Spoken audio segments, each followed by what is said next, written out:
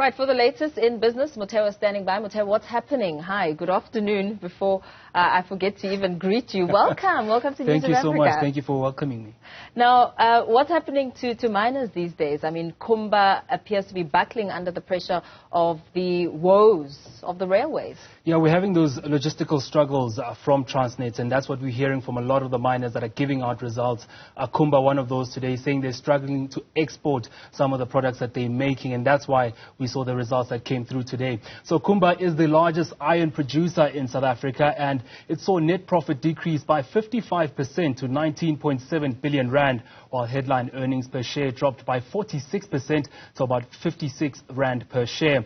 The miner attributed this loss to rail constraints, including industrial action at Transnet and poor rail performance throughout the year. The performance was also affected by equipment breakdowns and locust outbreaks in the Northern Cape. Now, rail capacity was predominantly affected by derailments and a weather-related event in the first quarter, while low availability of train wagons led to increased turnaround times. Now, this all contributed to rail performance reducing to 80.3% of contracted tonnage. Now we're joined by the woman at the helm of the iron ore firm, Mpumi Zikalala, to give us more on the company's results. Now, Mpumi, how would you sum up the company's results this time around? We've read about the 55% decrease in profits and a drop in headline earnings, but are those numbers really telling the story? Yeah, thanks, Muteo, and good afternoon to your listeners. So I would sum up our results as still us having had a solid performance. So you quoted a couple of numbers. So 37.7 million tons of saleable production. If you essentially look at the EBITDA or the profit before tax that we delivered, 37.3 billion rands.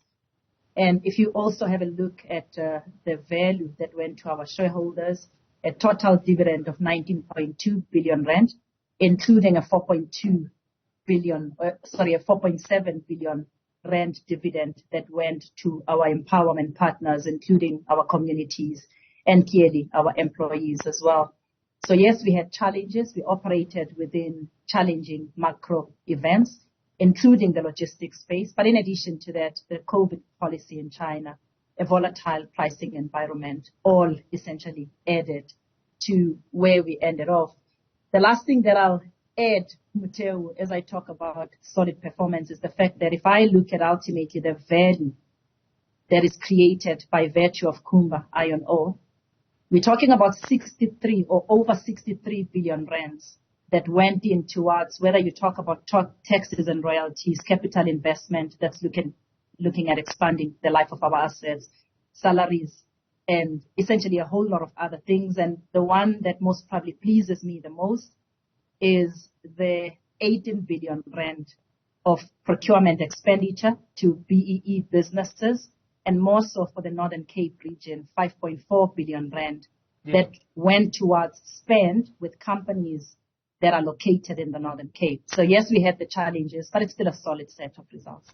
And we'll unpack those numbers later in the interview, Mpumi, but I want to start here now. How has Transnet's logistical shortfalls affected operations this year? Have you lost in terms of that particular front? Yes, we did, Muteo. So clearly, Transnet did have some challenges, and the one that you referred to earlier was the strike or the industrial action that took place in October last year. And that was followed by a slight delay in the annual maintenance shutdown. And following the shutdown, a slower ramp up in terms of performance improvements due to some of the maintenance work not being done during the shutdown.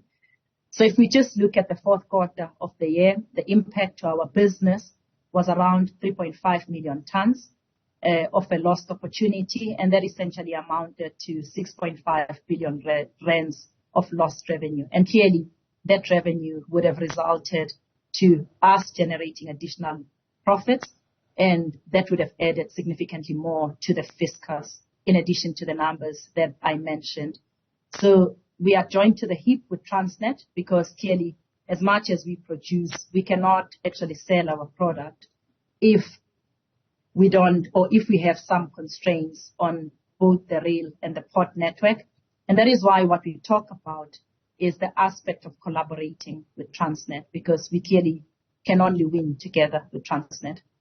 Well, it's no secret that South Africa relies heavily on the mining sector, especially when it comes to tax revenues coming in from some of these miners like Kumba.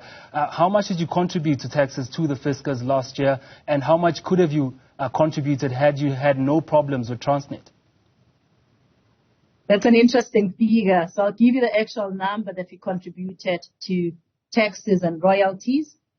That's essentially 8.9 billion rand that essentially went towards taxes and royalties. And as I mentioned earlier, we don't just look at taxes and royalties. We look at a total number that essentially is the number that we call our enduring value figure.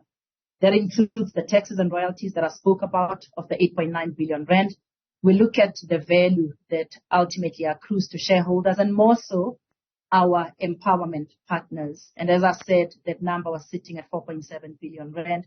We look at the salaries, and additional things, including our procurement expenditure and clearly the amount of money that we spend when it comes to our local communities. Certainly, had we had more capacity from a logistics perspective, we would have delivered more.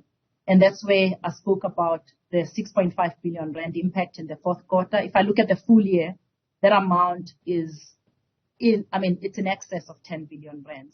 And clearly, a portion of that would have gone towards taxes and royalties. So it's absolutely critical that we work together with Transnet to unlock the logistics system. And with the budget coming up tomorrow, Kotongwana, of course, giving the nation his speech on the budget speech, I don't envy him at all. I just want to know from you, what are you expecting from government in terms of spend? Are you hoping that they boost Transnet in order to fix some of those, rail shortages that they have? Yeah, I'm actually looking forward to the budget speech as much as you are. And certainly what we've seen from the Minister of Finance is that he's always prudent when it comes to the allocation of the budget. And I'm sure that he'll do exactly the same thing. The key around the Transnet space is that what we also advocate for is private sector participation. So we don't think that the challenges of Transnet should be resolved by Transnet alone. We believe that concessions should be looked at. And if you think about it, private sector participation would essentially solve for quite a few things. There would be an improvement in terms of the performance of the line, more revenue going towards government and Transnet itself. And any player who comes in from a concession perspective would have to have a look at working with the unions. So we don't foresee any potential challenges if one moves towards concessioning. And there would be reduced pressure on the road networks. And we know that with the increased number of trucks on the roads, clearly more money needs to be spent fixing the roads. And we also know that reducing the number, you still need some trucks, let me be clear, but reducing the number of trucks on the road would certainly assist with regards to the reduction when it comes to road fatalities that are linked to instances where we have big trucks utilizing roads that are not designed to actually carry those trucks. So what we are actually looking at is not just saying to, government that this is a challenge that should only be sorted by government. We believe that private sector participation would help, and it would be for the benefit of all. And also, to be fair, from a mining perspective, it would be for the benefit of both emerging and established miners. All right, that was the CEO Mpumi Zikalala of Kumba. I know the company's share coming in lower at 3% before market closes.